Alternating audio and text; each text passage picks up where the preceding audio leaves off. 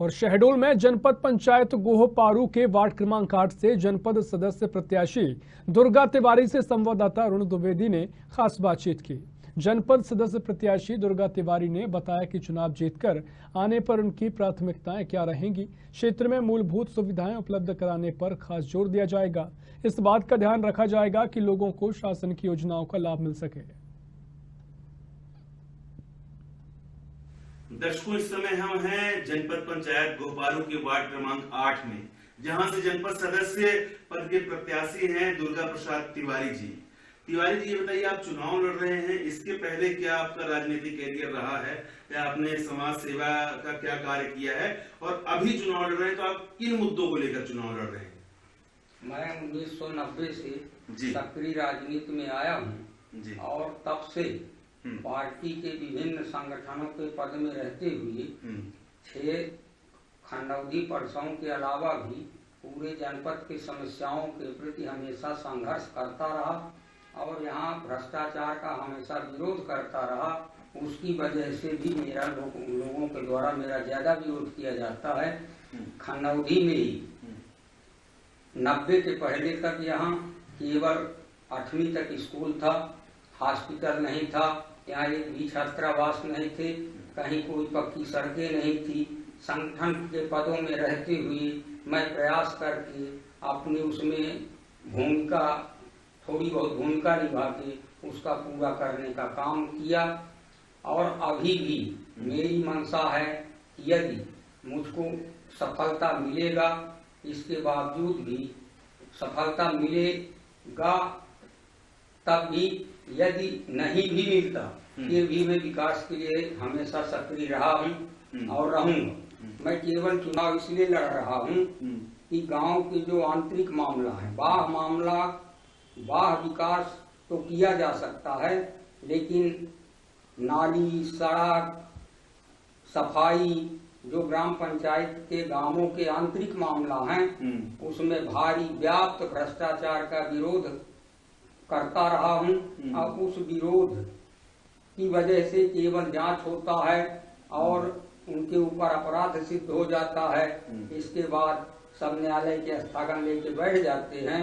मेरा दृष्टिकोण चुनाव लड़ने के लिए सिर्फ इतना है कि जब मैं ग्राम पंचायत में प्रवेश कर जाऊंगा तो शिकायत करने की बजाय सुझाव के आधार पर और मिलजुल के गांव का विकास करेंगे, गांव के आंतरिक समस्याओं का समाधान करेंगे। मेरा दृष्टिकोण इतना है, इस दृष्टिकोण को लेकर मैं चुनाव लड़ रहा हूँ।